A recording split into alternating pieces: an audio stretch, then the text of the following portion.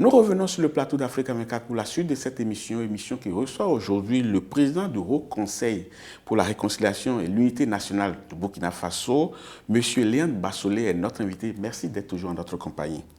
Quand on observe tout ce qui se passe sur le continent aujourd'hui, on n'a pas l'impression que la situation est maîtrisée. C'est notre nation, c'est notre peuple entier qui est interpellé, qui est en danger. Et nous devons ainsi aller ensemble, soudés. Nos querelles internes et nos appréciations, nos vues politiques et tout, doivent être rangées au tiroir, dans des tiroirs. Vous ne sentez pas cela aujourd'hui se manifester? Non, je ne le sens pas. Pour être honnête, je ne le sens pas. Je vois simplement que, chaque jour qu'il y a un événement de cette nature, ici et là, c'est qu'est-ce que le gouvernement fait? On se rejette la responsabilité. Est-ce qu'on a assez équipé l'armée, etc. C'est bien. Moi, j'ai la faiblesse de croire aussi que tout ne se résume pas forcément dans le meilleur équipement qu'on peut donner à une armée. Si notre armée n'a pas la solidarité, si elle n'a pas la population avec elle, donnez-lui tous les équipements du monde que vous voulez, elle ne réussira pas sa mission. Surtout dans le cadre des guerres asymétriques. Des guerres asymétriques, elle ne réussira pas cette mission-là. Des gens qui sont ensemble hier, quand vous les quittiez, et l'un d'entre eux se lève le lendemain, il prend des armes et il va tirer sur l'autre. Est-ce qu'il y a une raison fondamentale qui sous-tend cela? Et s'il y avait une raison fondamentale, peut-être que la solution serait toute trouvée. Mais il n'y a pas de raison. Mais comment est-ce que vous faites dans le cas d'espèce?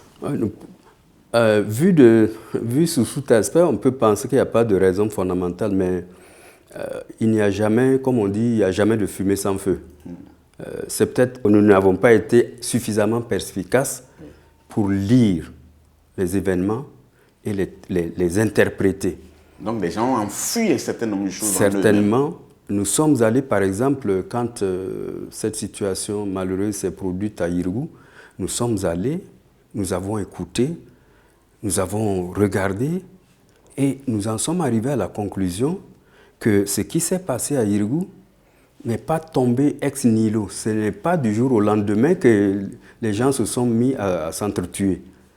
Et évidemment, la réaction, la leçon que nous avons tirée, c'est qu'il faut anticiper. Il faut voir, parce qu'il y a certainement, pour l'œil exercé, il y a toujours des petits signes qui viennent. Soit nous avons en place des structures d'alerte précoce qui peuvent interpréter tous ces points qui flashent. Si ces structures sont en place, elles ont mal fonctionné. On voit le doigt accusateur que les populations pointent sur les puissances étrangères en disant que ce sont elles qui sont à l'origine de ce qui nous arrive, quand bien même ces populations n'arrivent pas à démontrer. Il y a des choses qui leur échappent. Mais de votre position, est-ce que c'est un vrai ou un mauvais procès qui se fait? C'est une question délicate, difficile. Je pense que ce que je trouve, c'est que la réaction de nos populations, elle se comprend. Elle se comprend simplement parce que si vous dites que vous avez des amis et que ces amis vous disent « nous sommes là vraiment pour, avec vous, travailler à contenir toutes ces violences », et puis, les jours passent, les semaines passent, les mois passent, et plutôt que de voir ces événements aller en décrescendo, on voit qu'elles montent en puissance. Ces populations sont en droit de se demander, en fait, à quoi leur présence sert. Les dirigeants sont un peu trop seuls face à ces problèmes-là et ont besoin de l'appui des populations. Mais est-ce que vous pensez que les dirigeants communiquent suffisamment avec les populations pour leur faire comprendre le pourquoi des choses? Ça ne vaut pas que pour les dirigeants. La communication, en fait, vous touchez à un point qui est très important, c'est la communication. Je le dis parce que même le Hachroun, avec lequel vous vous entretenez en ce moment, nous avons traversé aussi une période difficile, simplement parce que nous n'avons pas su communiquer. Nous faisons beaucoup de choses, Mais dans la communication, nous n'avons pas su les porter à la connaissance des populations. Au point où les populations se demandent à quoi nous servons. Oui. C'est la même chose. Je dirais que oui, il y a certainement un effort extrêmement important qui doit être fait pour que ces populations-là puissent être, en fait, sachent ce qui se passe. Tout à l'heure, je disais qu'il faut une union sacrée de tous les Burkinabés.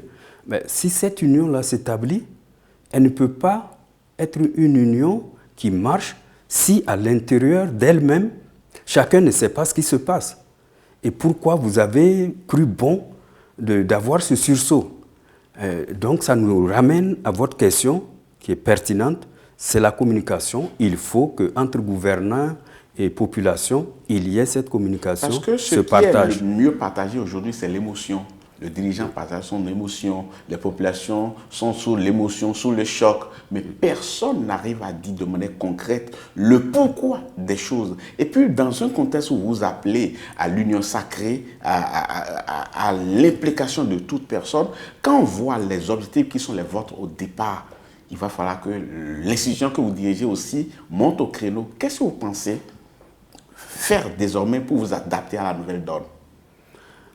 D'abord de communiquer beaucoup, d'aller à l'écoute de tous, communiquer avec tous, parler avec tous, et à partir de là, puisque nous sommes une institution dont la force est de proposer, ensuite de voir comment est-ce que nous pouvons suggérer aux uns aux autres les voies qui peuvent nous amener à rendre encore plus efficace cette cohésion, ce sursaut national qui est nécessaire vraiment pour que nous puissions confronter cette difficulté-là.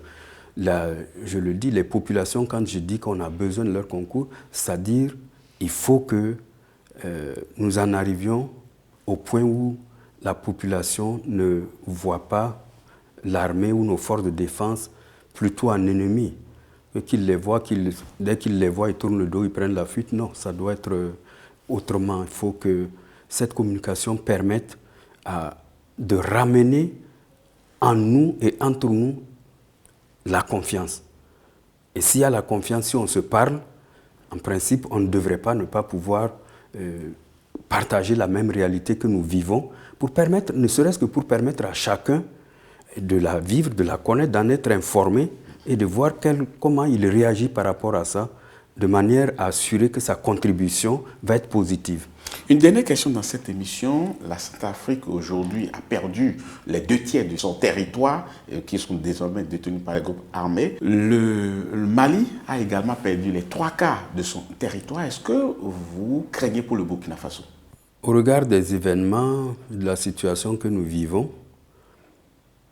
encore une fois, s'il n'y a pas ce sursaut national, s'il n'y a pas de notre part une réaction à construire cette union sacrée et au plus vite, j'avoue que j'ai bien peur que nous nous retrouvions dans la même situation que celle que vous avez mentionnée, parce qu'il n'y a pas de raison qu'il en soit autrement, parce que le Mali certainement ne s'attendait pas à cela, la République centrafricaine non plus. Et quand on regarde aujourd'hui ce qui se passe au nord de notre pays, on peut légitimement avoir quelques inquiétudes. Je suis citoyen burkinabé, vous appelez au sursaut national. Qu'est-ce que vous attendez de moi concrètement? C'est que vous compreniez la nécessité de vous joindre vraiment à ce mouvement qui doit être une lame de fond de la population de Burkina et que vous y alliez. Si vous n'avez pas l'information, je pense que quelquefois aussi, il faut avoir en nous la réaction contraire qui vous pousse à aller la chercher. Et chacun de nous, si nous entreprenons de nous engager avec pour seul objectif et pour seule préoccupation que de mettre la nation à l'abri du danger qui la menace, en ce moment-là, tout Burkinabé, c'est le même message qu'il devrait avoir, c'est la même attitude qu'il devrait avoir, aller donner sa contribution en termes d'information, en termes de temps.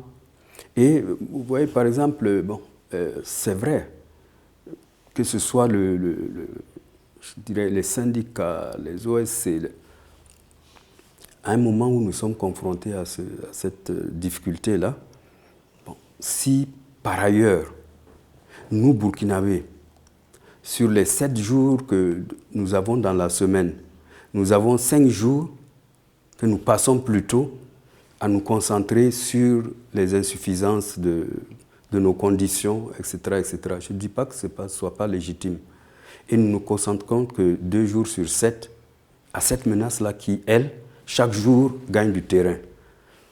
Quelle sera l'efficacité de notre contribution? Ce sont des questions que nous posons au Ashgrun et auxquelles vraiment nous souhaitons contribuer à apporter des solutions. Le sursaut national, c'est l'appel du président du Haut Conseil pour la réconciliation et l'unité nationale du Burkina Faso. C'est l'appel qui est lancé au peuple burkinabé et au peuple africain. C'est le message que chacun doit s'intégrer, doit s'inoculer afin de pouvoir sauver les meubles. Monsieur le Président, c'était un plaisir de passer ces instants avec vous et je me joins à vous pour être optimiste que la solution sera maîtrisée pour le bonheur de nos populations. Merci beaucoup. Merci beaucoup. Merci. Chers téléspectateurs, ce sera tout pour cette émission. Merci beaucoup de l'avoir suivi. Nous vous donnons rendez-vous très bientôt pour un autre numéro. À bientôt.